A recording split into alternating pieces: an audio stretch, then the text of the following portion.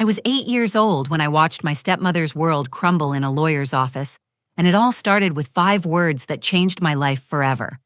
Most people think the worst thing that can happen to a child is losing a parent. I thought so too, until the day I discovered something even more devastating could happen at the reading of my father's will. My name is Brinley, and this is the story of how I learned that love isn't about blood, it's about choice. But before I tell you about that life-changing moment, let me introduce you to the people who shaped this story. My father was Dashiell Remington. He wasn't the kind of man you'd expect to build an empire from nothing, but that's exactly what he did. Quiet, thoughtful, with hands that were always covered in construction dust, he turned a small contracting business into one of the most successful construction companies in our state.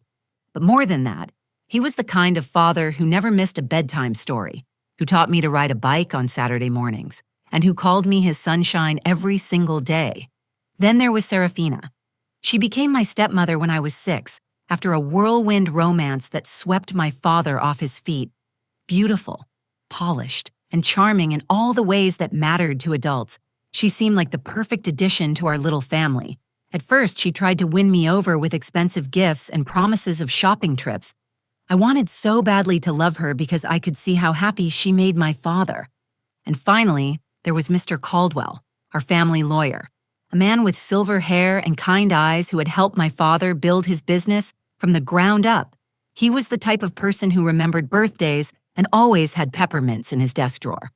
What I'm about to tell you happened 3 months after my father lost his battle with cancer. I thought the worst was behind me. I thought I understood what grief felt like. I had no idea that the real shock was waiting for me in a mahogany-paneled office, where I would learn that sometimes the people we trust most are capable of the cruelest betrayals. But I also learned something else that day, something that would shape the rest of my life in ways I never could have imagined. Because sometimes, just when you think you've lost everything, you discover that you were never alone at all. The reading of my father's will was supposed to be a formality, a sad but necessary step in moving forward with our lives.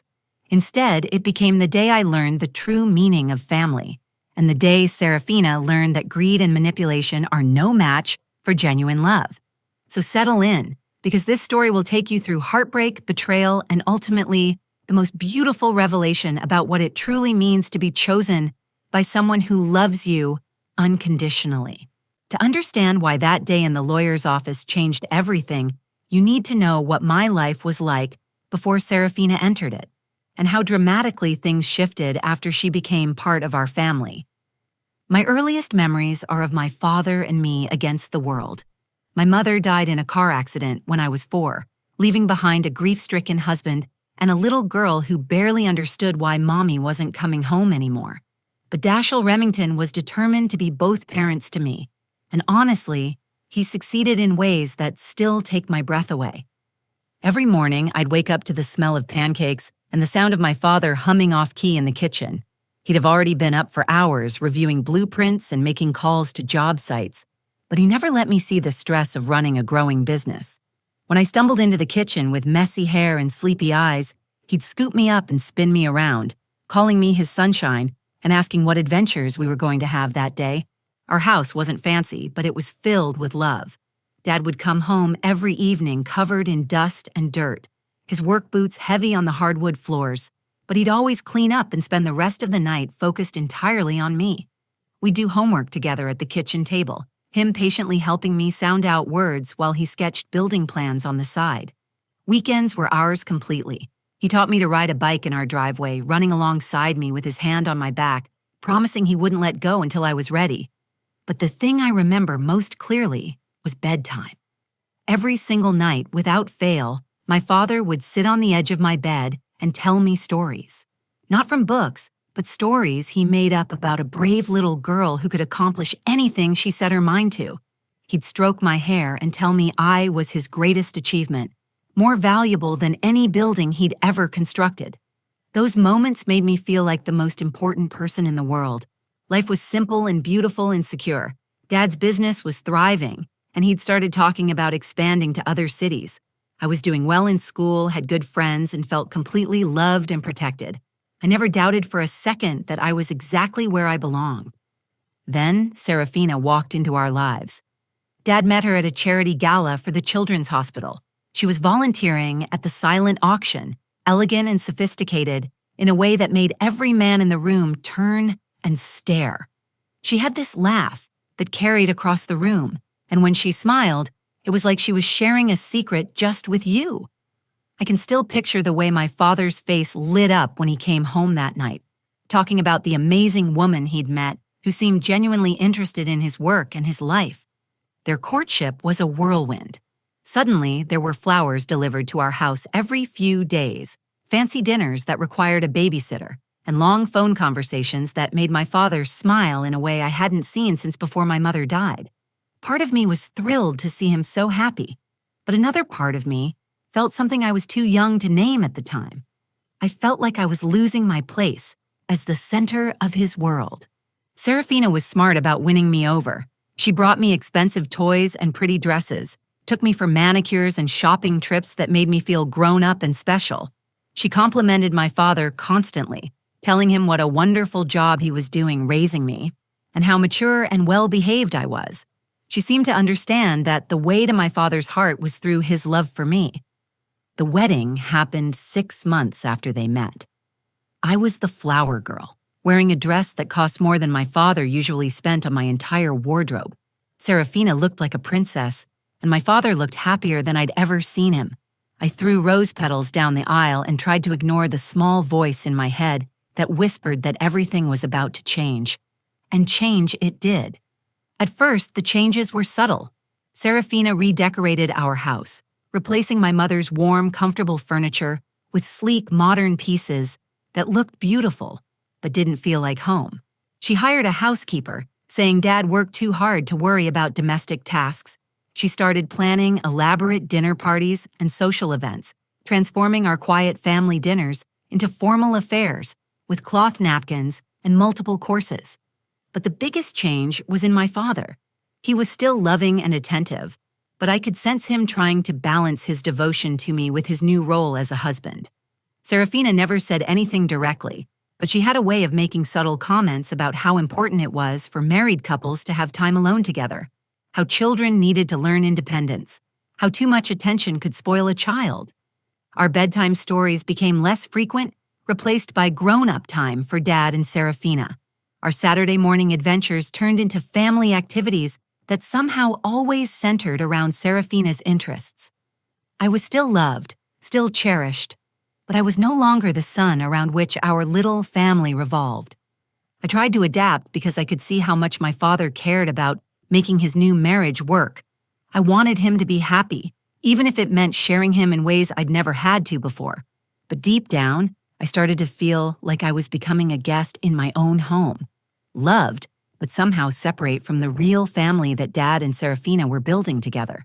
The cancer diagnosis came on a Tuesday morning in October, exactly 18 months after Dad and Serafina's wedding. I was 7 years old, eating cereal at our granite kitchen island, while Dad reviewed contracts and Serafina scrolled through her phone. The call came from Dr. Martinez, Dad's longtime physician, and I watched my father's face transform from casual concentration to stunned silence in the span of 30 seconds. "Stage 3 pancreatic cancer," he said, after hanging up, his voice hollow and distant. "They want to start treatment immediately." Serafina's reaction surprised me. Instead of rushing to comfort him, she sat frozen, her perfectly manicured hand gripping her coffee cup so tightly I thought it might shatter. "How long?" she asked, and something about the way she said it made my stomach twist with unease. "6 months to 2 years, depending on how well I respond to treatment," Dad replied, reaching for my hand across the counter. Even in his shock, his first instinct was to reassure me. "But we're going to fight this, sunshine. We're going to fight with everything we have." The next 6 months became a blur of hospitals, treatments, and watching my strong, capable father slowly fade away. But what struck me most during this time wasn't just Dad's illness.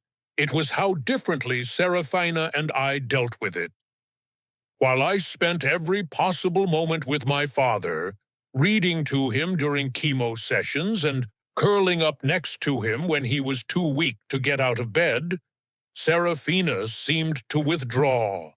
She'd drive him to appointments and sit in waiting rooms, but there was a distance in her eyes that I couldn't understand. She'd make phone calls in hushed tones, often stepping out of the room when Dad or I entered. I overheard fragments of these conversations. "The medical bills are astronomical," she'd whisper to someone. "I don't know how we're going to manage if this drags on much longer." Or, "I need to understand what happens to the business if he doesn't make it through this." At 7 years old, I couldn't fully grasp what she meant, but I knew it felt wrong. When I was scared about losing my father, I wanted to be close to him, to hold his hand and tell him I loved him. Serafina seemed more concerned with logistics and finances than with the man who was slipping away from us. Dad tried to shield me from the worst of his condition, but I could see the toll the treatments were taking. He lost weight rapidly. His thick brown hair fell out in clumps, and some days he was so exhausted he could barely keep his eyes open. Yet he never stopped calling me his sunshine, never stopped asking about my day, never stopped making me feel like I was the most important thing in his world. "Promise me something, sunshine," he said one afternoon as I sat beside his hospital bed, coloring in a book while he dozed. "Promise me you'll always remember how much I love you, no matter what happens." "I promise, Daddy," I whispered, not understanding why he looked so worried when he said it. Serafina's behavior became increasingly strange as Dad's condition worsened. She'd have whispered arguments with him when she thought I wasn't listening, always about money and the future and being realistic about the situation. She started making comments about how expensive my private school was, how maybe we should consider simplifying our lifestyle given the circumstances. But the most unsettling change was how she looked at me. The warm, practiced smile she'd worn during their courtship was replaced by something colder, more calculating. She'd watch me with my father, and I could see something like resentment flickering in her eyes. When I'd climb into bed with Dad during his bad days, she'd make pointed comments about how I was too old to be so clingy and how I needed to give him space to rest. During Dad's final weeks, Serafina spent increasing amounts of time on the phone with lawyers and financial advisors. She'd lock herself in Dad's home office, speaking in low, urgent tones about estate planning and asset protection. When I asked Dad what she was doing, he'd just sigh and say, "She's trying to make sure we're all taken care of, sunshine." But something about the way he said it made me think he wasn't entirely convinced either. The day before Dad died, he called me into his room and held my hands in his thin, weak ones. "I need you to know something, sunshine," he said, his voice barely above a whisper. "No matter what anyone tells you, no matter what happens after I am gone, you are my daughter. You are my greatest gift, and I love you more than all the stars in the sky." I didn't understand why he felt the need to say that. Of course I was his daughter. Of course he loved me. But there was an urgency in his voice that scared me, like he was trying to prepare me for something terrible. 3 days later, Dad passed away peacefully in his sleep. I was 8 years old, and I thought losing him was the worst thing that could ever happen to me. I had no idea that the real devastation was still to come, waiting for me in a lawyer's office, where I would learn that love, betrayal, and greed could collide in ways that would shatter everything I thought I knew about my family. The funeral was a blur of black clothing and sympathetic faces, but through it all, I noticed Serafina watching me with those calculating eyes, as if she was waiting for something. I just didn't know what. The law office of Caldwell and Associates felt like a cathedral of mahogany and leather, the kind of place where important decisions were made and lives were changed forever. I sat in a chair that was far too big for my 8-year-old frame, my legs dangling above the Persian rug, while Serafina perched elegantly across from me in her designer black suit. It had been exactly 1 week since Dad's funeral, and I was still wearing the black dress she'd bought me for the service because she said it was appropriate for such occasions. Mr. Caldwell shuffled through papers with the practiced efficiency of someone who had done this countless times before. His silver hair caught the afternoon light streaming through the tall windows, and his kind eyes occasionally glanced at me with the sort of gentle concern that made me miss my father even more. He'd known Dad since the early days of the construction business, had helped him navigate contracts and expansions, and had become something of a family friend over the years. "Thank you both for coming today," Mr. Caldwell began, his voice carrying the formal tone that lawyers use when they're about to discuss serious matters. "I know this is a difficult time, but Dashiell was very specific about his wishes, and I want to ensure everything is handled exactly as he intended." Serafina leaned forward in her chair, her perfectly manicured fingers clasped together. There was something different about her demeanor that day, a barely contained energy that seemed to vibrate just beneath her composed exterior. She'd been unusually quiet during the drive to the office, checking her reflection in the mirror repeatedly and smoothing down her already perfect hair. "Of course," she said, her voice honey-sweet but with an edge I'd never heard before. "Dashiell always said you were the only lawyer he trusted completely. I'm sure everything is in perfect order." Mr. Caldwell opened the leather portfolio in front of him and began reading from the will in his measured professional voice. The legal language was mostly meaningless to me. Phrases about assets and beneficiaries and tax implications that flew over my head like birds I couldn't catch, but I could see Serafina's reaction to every word, the way her spine straightened with each mention of property and investments, the subtle smile that began to play at the corners of her mouth. As the reading continued, Serafina's confidence grew visibly. She nodded approvingly at mentions of the house, the vacation property in the mountains, the substantial life insurance policy. Her eyes gleamed when Mr. Caldwell discussed the construction company's value and the various investment accounts Dad had built up over the years. She was clearly calculating numbers in her head, and from her increasingly satisfied expression, she liked what she was hearing. "Everything seems quite straightforward," she said during a brief pause, her voice carrying a note of barely suppressed triumph. "Dashiell was always so organized about these things. I'm grateful he took such good care of our future." But then Mr. Caldwell's expression shifted slightly, and he flipped to a different page in the document. "Actually, Serafina, there are a few more specific provisions that Dashiell wanted me to address. He was quite particular about these final instructions." I watched Serafina's confident smile falter for just a moment, replaced by something sharper and more alert. "What kind of provisions?" she asked, her voice tighter now. "He left specific instructions regarding a personal letter for Brinley," Mr. Caldwell explained, looking directly at me with those gentle eyes. "He was very clear that this letter was to be delivered to her personally, regardless of any other circumstances." The change in Serafina was immediate and dramatic. The color drained from her face, and her hands clenched into fists in her lap. "A letter," she repeated, her voice rising slightly. "What kind of letter? Why wasn't I told about this?" Mr. Caldwell maintained his professional composure, but I could see a flicker of something Surprise, perhaps, or concern, cross his features. These were Dashiell's private instructions, Serafina.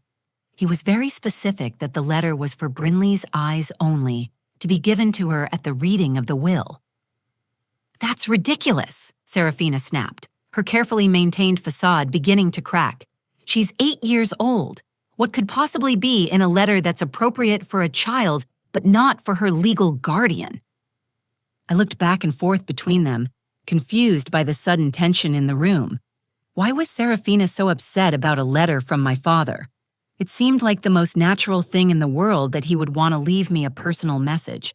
Mr. Caldwell stood up slowly, his movements deliberate and calm, despite the rising tension. I understand your concerns, Serafina, but I'm bound by my client's explicit instructions. Dashiell was very clear about this matter. This is absurd, Serafina said, standing up so quickly that her chair nearly toppled backward. I'm her stepmother. I'm responsible for her welfare now. I should at least know what's in this letter before she reads it. I'm afraid that's not possible, Mr. Caldwell replied firmly, moving toward an antique safe in the corner of his office. Dashiell's instructions were unambiguous. Serafina's composure finally shattered completely. Her face flushed red with anger and something that looked almost like panic. You don't understand, she said, her voice shaking with barely controlled emotion. That kid isn't even his. I should have told him years ago, but I didn't want to break his heart. She has no right to anything, no right to letters, no right to inheritance, no right to any of this. The words hit the room like a physical blow. I felt the world tilt sideways, not fully understanding what she meant, but sensing the cruelty and hatred in her voice. Mr. Caldwell froze halfway to the safe, his expression shifting from professional concern to genuine shock. Serafina, he said quietly, his voice carrying a warning. I think you should consider very carefully what you're saying. But it was too late. The truth was out, hanging in the air between us like poison gas. Serafina had played her hand too early, revealed her desperation too clearly, and now there was no going back. The silence that followed Serafina's outburst felt like it lasted forever, though it was probably only a few seconds. Mr. Caldwell stood frozen by his safe, his hand still reaching for the dial, while I sat in my oversized chair trying to process words that felt too big and too cruel for my 8-year-old mind to fully understand. Serafina, Mr. Caldwell said again, his voice carrying the weight of decades of legal experience and the wisdom that comes from seeing families torn apart by greed. I strongly advise you to stop talking immediately. But Serafina was beyond listening to advice.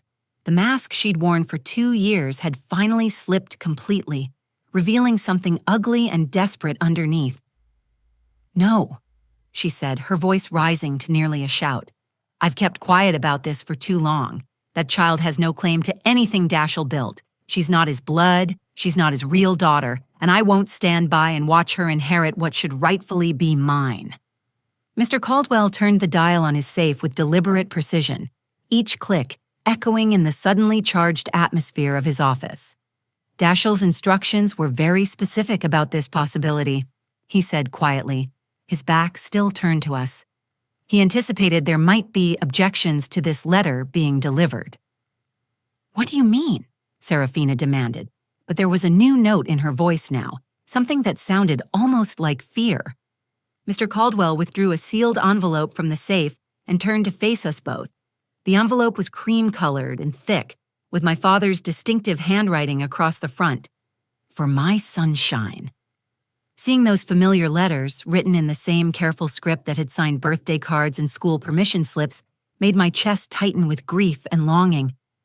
Dashiell told me that if anyone questioned Brinley's right to receive this letter, I should tell them that he knew exactly what he was doing and exactly who he was writing to, Mr. Caldwell said, his eyes fixed on Serafina with an intensity that made her take a step backward. He said some people might not understand what it means to be a real father. Serafina's face went white. That's impossible. He couldn't have known. I never told him. Perhaps you underestimated him, Mr. Caldwell replied simply, then turned to me with infinite gentleness. Brinley, your father wanted you to have this letter. He was very clear that it was meant for you, no matter what anyone else might say or do. My hands shook as I reached for the envelope. The paper felt smooth and expensive under my small fingers, and I could smell the faint scent of my father's cologne still clinging to it somehow. With everyone watching, I carefully tore open the seal and unfolded the letter inside. To my sunshine, who taught me how to love unconditionally, I read aloud in my clear 8-year-old voice. The words came easily because Dad had always made sure I was a good reader, spending countless evenings helping me sound out difficult words and celebrating every book I finished. You showed me what it means to be a real father.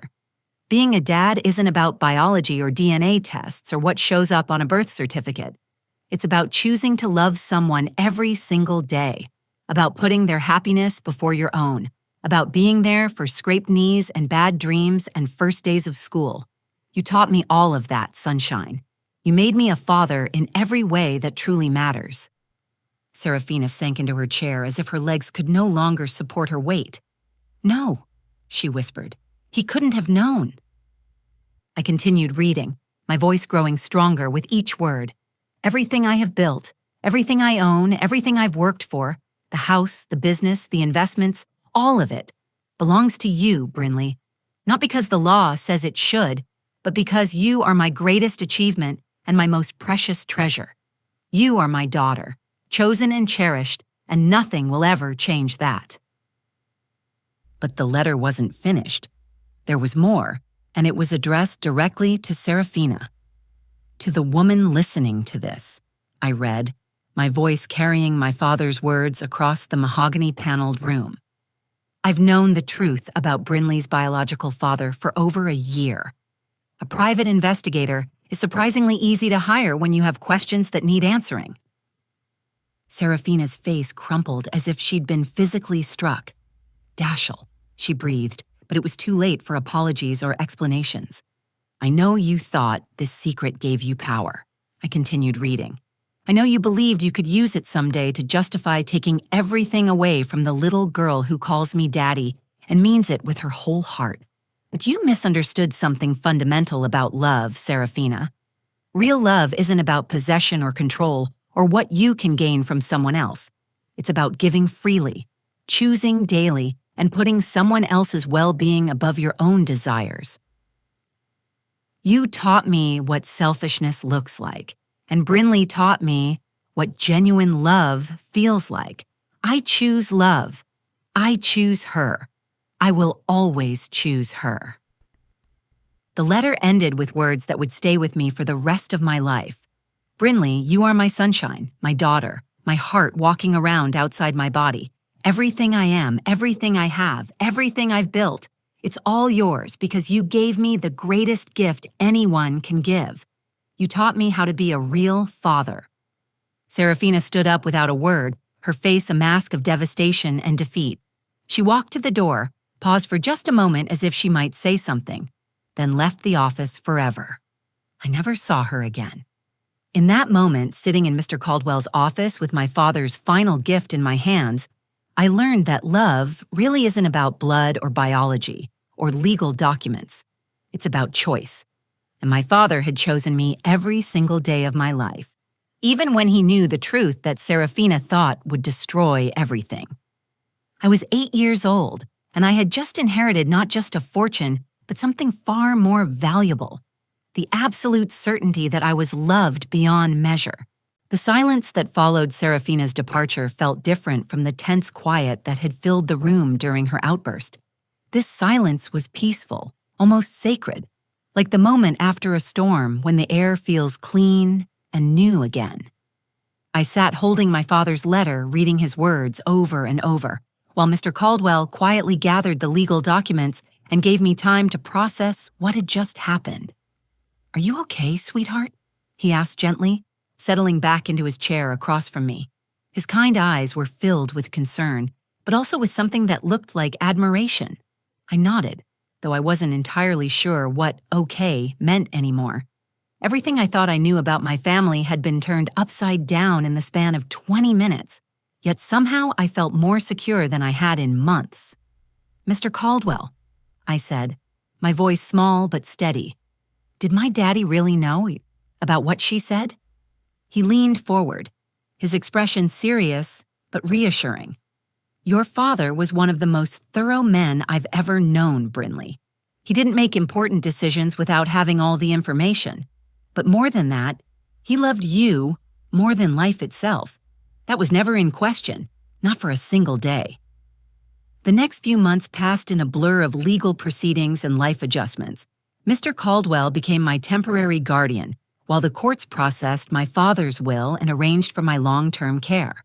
True to Dad's wishes, I inherited everything: the house, the construction company, the investments, and enough money to secure my future for life.